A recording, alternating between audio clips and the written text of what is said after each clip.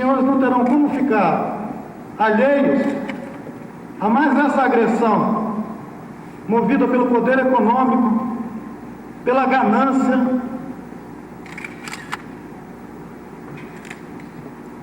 pela ignorância do que significa ser um povo indígena. Fome, desnutrição e abandono se alastram pela terra indígena Yanomami, o maior território demarcado do país, onde vivem quase 30 mil pessoas. Não pode desmatar. Se tocaram fogo, espalharam o bicho, tudo. Aí como é que ano que vem que nossos filhos, nossos netos para comer, para viver? A região sofre com a ação constante de garimpeiros que vêm em busca de minério, especialmente o ouro. Com o passar do tempo, o estrago causado na natureza é visto de longe. Enquanto tiver gente por aqui, nós também estamos aqui. Só quando não tiver mais ninguém, é que daí vai ter zerado essa presença indígena. Sejam bem-vindos a mais um vídeo do canal Memórias Literárias. Hoje a gente vai falar sobre o livro O Som do Rugido da Onça, da autora Micheline Berunsky.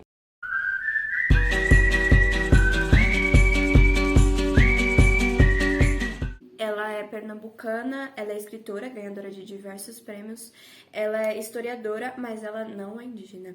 Para escrever o livro, ela teve que ler muitos outros livros, ela teve que pesquisar, ela teve que buscar contos e histórias indígenas. Teve a ideia após ir numa exposição e observar os quadros que retratavam pessoas indígenas.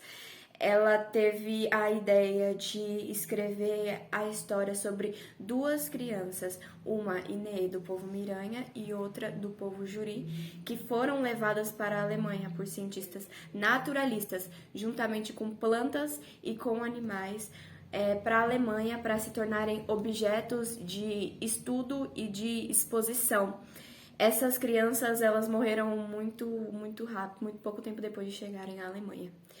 A narrativa do livro se alterna entre dois contextos, o contexto das crianças na Alemanha e o contexto atual, com a personagem Josefa, que após visitar a exposição ficou curiosa para descobrir sobre a sua ancestralidade e para se conhecer. Na obra são utilizadas palavras do vocabulário Ngatu, Miranha e Juri. Eu achei isso muito interessante, já que as línguas indígenas são esquecidas na sociedade brasileira.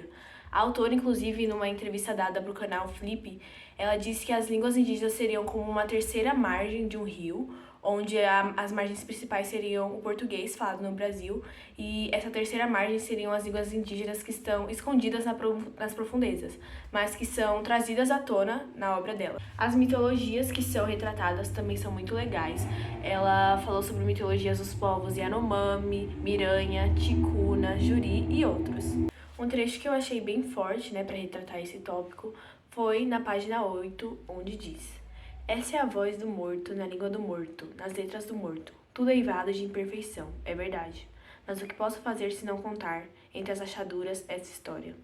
Feito planta que rompe a dureza do tijolo, suas raízes caminhando pelo escuro, a força de suas folhas impondo nova paisagem. Essa história procura o sol." O choque cultural que o menino Juri e Inê tiveram quando chegaram na Europa. Com certeza esse foi o tópico que eu mais gostei, porque mostrou o quão terrível e traumático foi, além de mostrar como eles se sentiam e o que eles pensaram ao ver coisas que para eles eram inimagináveis e assustadoras. A parte que me deixou mais frustrado ao ler o desenvolvimento dessa situação foi saber que eles eram levados contra a sua vontade.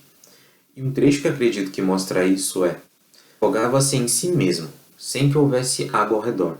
Afogava-se por dentro, e verdadeiramente esse era o começo do terrível. Não era mais aquele que havia sido, sentia-se muito velho e cansado. Não conseguia mais respirar aquele ar, e não havia por ali nenhuma ravina ou iguarapé que o pudesse curar. Percebeu-se um peixe que se debatia na areia escura, envenenado do oxigênio que não mais lhes tinha serventia. O cientificismo, ele afirma que o conhecimento científico é superior a qualquer outro conhecimento.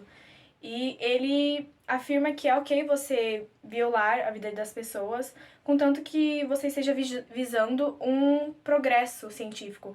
E, portanto, um progresso colonial também, quando a gente está falando do Brasil colonial, que é ok você pegar essas crianças aqui do Brasil e levar para outro país totalmente desconhecido, contanto que você esteja visando a glória. Que é ok você massacrar corpos, você retirar histórias das pessoas e apagar as almas dessas pessoas, quando você está visando algo glorioso, a colonização, quando você está visando o poder científico. Eu acho que um livro que me lembra realmente essa parte do cientificismo é O Alienista, do Machado de Assis. No livro a gente tem um médico que ele vai prendendo as pessoas da cidade num manicômio, afirmando que todos são loucos e que é isso que a ciência diz.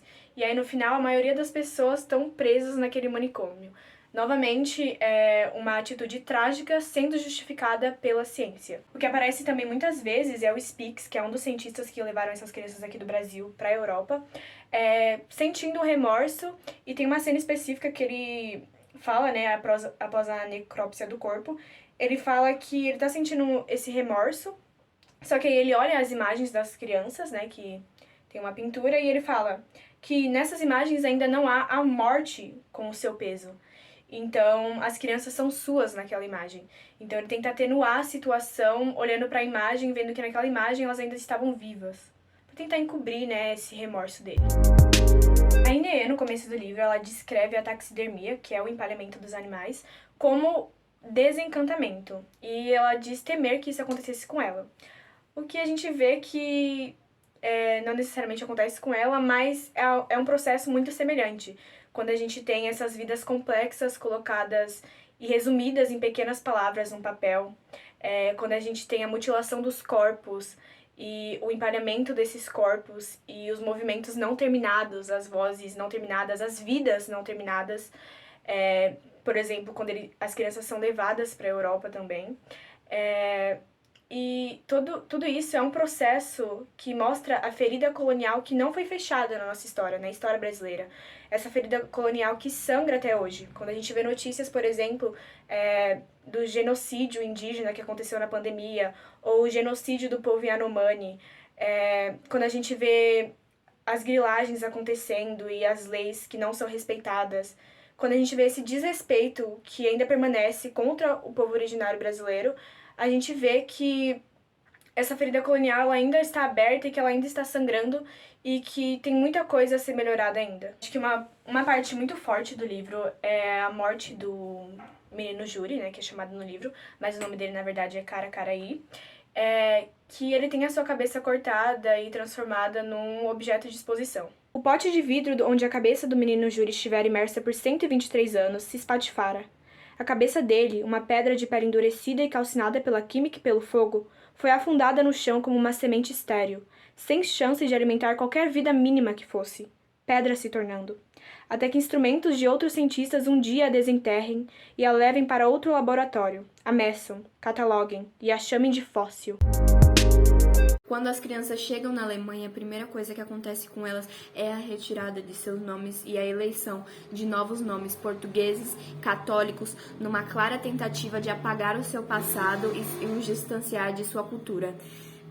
Durante o livro a gente vê muito essa conexão de Inê com o Rio, que a conta histórias, que a lembra de sua casa, de sua família, mas isso acontece totalmente o oposto com o mar, com quem ela não consegue se conectar. E tem uma parte do livro que fala assim: foi só aí que o menino entendeu que o oceano era muita fúria dentro dele, de ter virado tumba. Gente demais morrendo em tumbeiro, sangrador em demasia, tingindo de vermelho aquele lugar. Sangue como o dela, sangue de povo negro, sangue dos pobres do mundo. O mar representa muito o distanciamento de sua terra.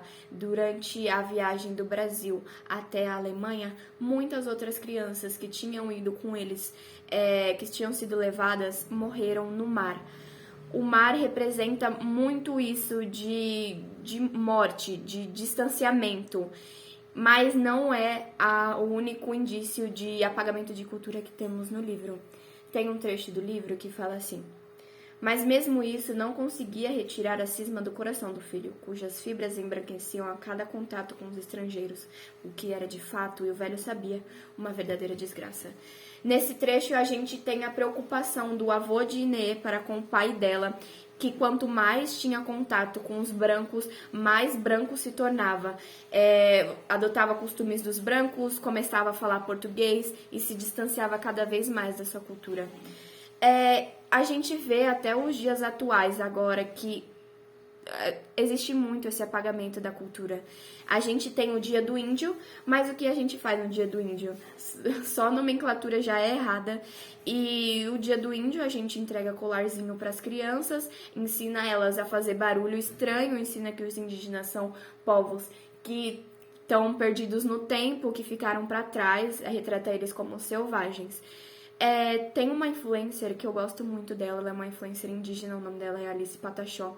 Ela fala sobre cultura indígena, a verdadeira cultura indígena. Eu recomendo ela demais. A personagem que eu acho que merece destaque é a Josefa. Desde que ela viu a gravura da Inê na exposição, ela se identificou com aquela imagem e ela diz na página 68, ela está triste e não é livre, eu sou exatamente igual a ela. Então a Josefa, ela representa essa busca pela ancestralidade que a gente pode ver muito, né, na sociedade brasileira. Ou a pessoa não sabe que tem uma ascendência indígena, ou quando ela tem, é vista como algo ruim, como o lado selvagem da pessoa, como no caso da Josefa, né, em que a tia dela, em qualquer momento, em qualquer situação que ela fazia algo que era errado, ela imediatamente identificava com a parte indígena da Josefa.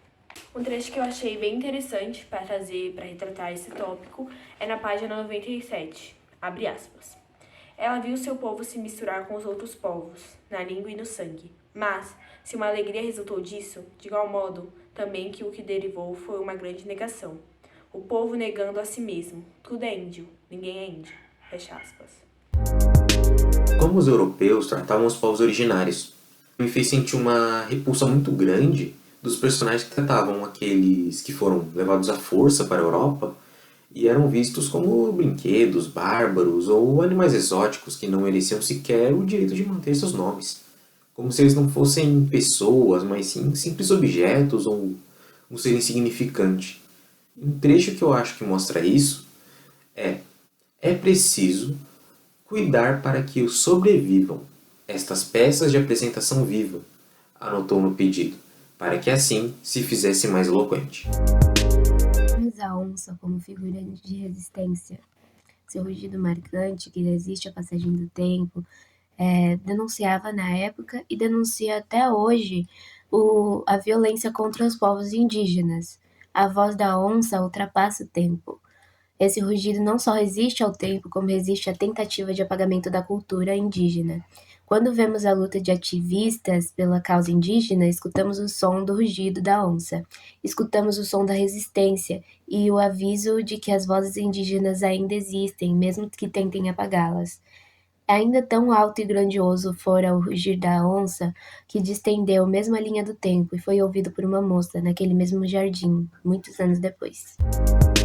Deveria ser lido por todos. Por mais que seja uma leitura densa e difícil, o livro é importante para o ato de reflexão da nossa própria história e sobre o mundo que vivemos.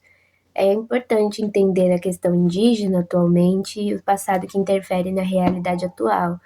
Se você gosta de um livro poético, mas que também denuncia problemas na sociedade, esse livro com certeza irá te encantar. Então, esse foi o vídeo. Muito obrigada por terem assistido. Tchau!